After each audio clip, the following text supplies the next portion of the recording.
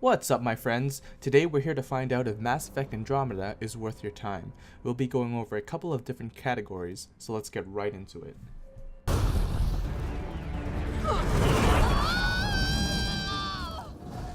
Mass Effect Andromeda is not a technically well-polished game.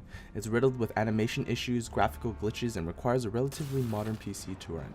For more information on the graphical requirements, I've linked benchmarks from TechSpot down below. It's not a secret that Mass Effect Andromeda has facial and eye animation issues, and it's definitely apparent when you play the game.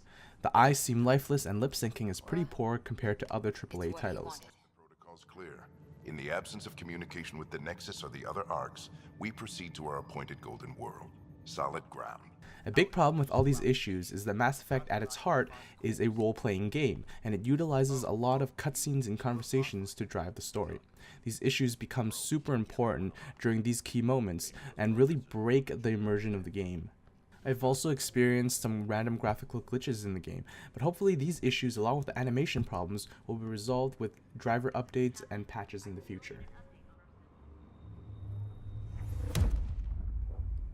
Bioware does a good job of separating Andromeda from the rest of the franchise, and playing the previous games are completely unnecessary, though I'd highly recommend them. The Andromeda Initiative is the greatest undertaking of the Citadel races, a pilgrimage to a new galaxy. The initiative conveniently launches its arc ships between the events of Mass Effect 1 and 2, meaning characters have no knowledge of the major events of the original trilogy, including the Reaper invasion. The story revolves around your mission to find golden worlds to colonize in the Andromeda Galaxy, which is a premise that focuses on exploration rather than a thrilling plot. I personally found the story to be quite slow and uninteresting, especially when compared to the original trilogy where there was always a sense of impending doom following your every decision. What Bioware got right is the sense of progression you get after exploring a planet and making it habitable.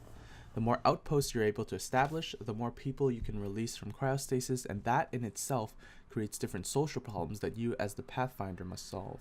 Unfortunately, none of the characters of the Pathfinder team were that memorable or outstanding. I didn't feel any emotional attachment to them like I did to Mordin or Tali from the original trilogy. Bioware also decided to limit your control over these characters. You can't equip weapons or armor on them, and you can't control what they do in combat other than positioning them. The bottom line is, the story is slow and mediocre at best, and I had a very hard time getting into the game because of it. Combat is easily the best part of Mass Effect Andromeda, and most of the improvements can be attributed to the new jump mechanic. Andromeda gives you the ability to either rocket jump or biotic jump anytime you're in the field. This adds a new vertical dimension to maps that really enhances your potential to explore. In combination with the new hovering ability, you can now jump, hover, and snipe down enemies, making gunplay insanely fun and satisfying. The class system has been completely revamped as well. Rather than having restrictive classes, you can now put points into any ability you want, and depending on where you decide to spend your points, you unlock different profiles. Each profile gives you a different set of passive buffs, along with a unique ability that really enhances different types of playstyles. For example, if you want to play a sniper, you'd want to pick the Infiltrator profile, which gives you the ability to see enemies through walls when you're scoped in. But if you want to play a more melee class, you want to pick the Vanguard profile, and you'll be rewarded with shield regeneration every time you melee an enemy. This is hands down the best combat system of any Mass Effect game. Unfortunately, I can't say the same for the crafting system, which has some very annoying design elements. Crafting is split into research and development sections. Research allows you to discover blueprints to craft, and development actually lets you craft those blueprints. The problem with splitting crafting into two menu systems is that it unnecessarily creates more pages that you're forced to navigate through.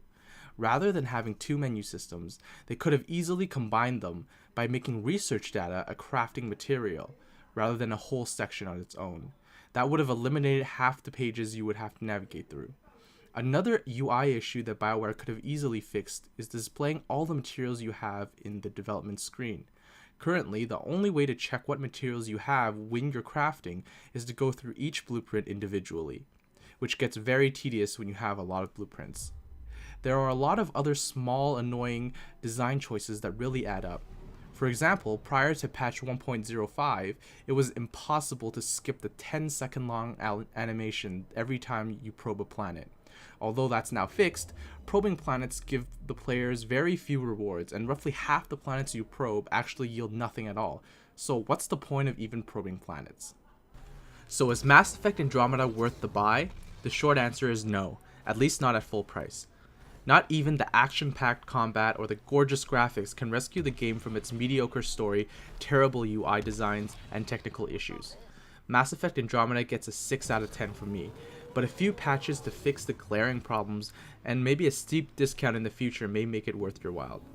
Thank you guys so much for watching my first video, and if you liked it, please give me a thumbs up and subscribe for more gaming content. If you didn't like it, please comment down below on how I can improve, whether it's my editing or the format of these reviews. I'll catch you guys in the next one.